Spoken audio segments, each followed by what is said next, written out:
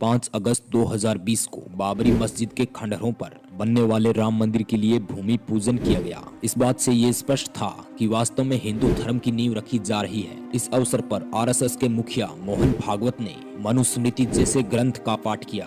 भारत को हिंदू राष्ट्र बनाने की कुछ लोग मांग कर रहे हैं। अगर भारत हिंदू राष्ट्र बन गया तो इसका साफ साफ मतलब होगा कि मनुस्मृति का राज वापस से आ चुका है। पहली बात तो यह है कि भारत हिंदू राष्ट्र कभी बन ही नहीं सकता, क्योंकि बाबा साहेब डॉक्टर भीमराव अंबेडकर जी ने संविधान के पहले पेज पर लिख दिया था कि भारत एक पंथ निरपेक्ष राष्ट्र है। भारत में कभी भी किसी एक धर्म का सिक्का नहीं चल सकता, क्योंकि संविधान के तौर पर सभी जाति धर्म के लोगों को बराबर का हक है। सभी धर्म के लोगों को स्वतंत्रता है कि वह किसी भी प्रकार का वह स्वतंत्रता से अपना जीवन जिए। लेकिन भारत में पहले जब संविधान को नहीं बनाया गया था तब मनुस्मृति का राज था। उस मनुस्मृति का राज जिसमें ब्राह्मणों को ही सबसे सर्वश्रेष्ठ बताया गया था। अक्सर आपने सुना होगा कि मनुस्मृति में महिलाओं को लेकर कुछ ऐसे शब्द लिखे गए थे जो कहीं न कहीं आपको झंझोर कर रख देंगे। लेकिन कभी आपने इस बात पर गौर की है कि मनुस्मृति में शूद्रों के बारे में क्या लिखा गया था? मनुस्मृति में शूद्रों के बारे में जो शब्द लिखे गए थे वो कितना भयानक था, वो आपको पूरी वीडियो देखने के बाद ही पता चलेगा। इसलिए वीडियो में लास्ट तक बने रहें। और हाँ, अगर वीडियो अच्छी लगे तो वीडियो को लाइक और चैनल को जरूर सब्सक्राइब कर लें और कमेंट में जय संविधान जरूर लिखें। इससे हमें ये पता चलेगा कि संविधान को मानने वाले कितने लोग हैं।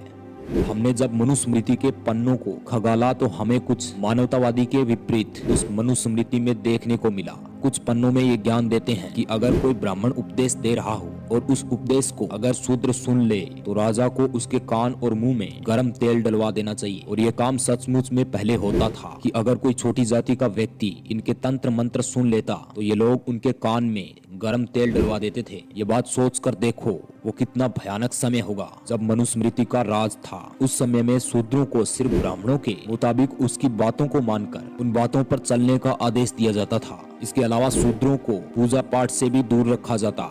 उन्हें किसी भी प्रकार का कोई भी हक नहीं था कि वो पूजा पाठ करे। अगर शूद्र गलती से अपनी मर्जी का काम कर ले तो उसके लिए उस काम पर बैन लगा दिया जाता और उसे इतनी कड़ी सजा दी जाती जिसे देखकर एक आम इंसान का दिल दहल उठता। लेकिन अगर कोई अन्य जाति का व्यक्ति कोई गलती करता तो उसे मामूली सजा दी जाती। उस समय पता नहीं किस प्रकार का न्याय था। उस समय इंसान के बीच इतना बड़ा भेदभाव होता था। इसके अलावा मनुस्मृति के कुछ पन्नों को खगाला गया तो उस पन्नों में एक लाइन दिखी जो इस प्रकार है कि पूजे विप्र संकल गुणहीना, शूद्र न पूजे ज्ञान प्रवीणा।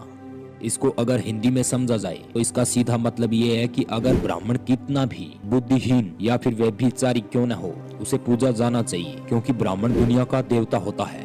लेकिन नीची जाति का पढ़ा लिखा शूद्र चाहे वो कितना भी ज्ञानी क्यों न हो उसे कभी भी पूजा नहीं जाना चाहिए, क्योंकि वो शूद्र है। मनुस्मृति के कुछ और पन्ने ऐसा ही बहुत कुछ बताते हैं जो उस समय के ब्राह्मणों की मानसिकता को बयां करते हैं। मनुस्मृति में यह भी लिखा था कि महिलाओं और शूद्रों को पढ़ने लिखने का कोई हक नहीं है, क्योंकि ब्राह्मणों को पता था कि अगर शूद्र पढ़ने लिखने लगे तो उनका देवी देवताओं और पाखंडवाद से विश्वास उठ जाएगा और ये लोग हमारी सेवा कभी नहीं करेंगे। जाहिर सी बात यह है कि न जाने कितने शूद्रों को अपमानित किया गया था, लेकिन वहीं पर शूद्रों के पास अगर आवाज उठाने की शक्ति होती तो उनको ये अपमान कभी भी नहीं सहना पड़ता और ये पॉसिबल हो सकता था शिक्षा के जरिए। इसीलिए ब्राह्मणों ने शूद्रों को हमेशा से शिक्षा से दूर रखा। हालांकि अब समय बदल चुका है, अब लोगों के बीच ऐसी मानसिकता खत्म हो चुकी है। लेकिन अगर हिंदू राष्ट्र बना तो वो मानसिकता वापस से इन मनुवादी लोगों द्वारा लाई जा सकती है। फिर भारत में ब्राह्मणों को छोड़कर किसी भी जाति धर्म के लोगों को बराबर का हक नहीं दिया जाएगा। इसलिए हिंदू राष्ट्र को कभी मत बनने देना। दोस्तों, आज के लिए बस इतना ही। मिलेंगे नेक्स्ट वीडियो में,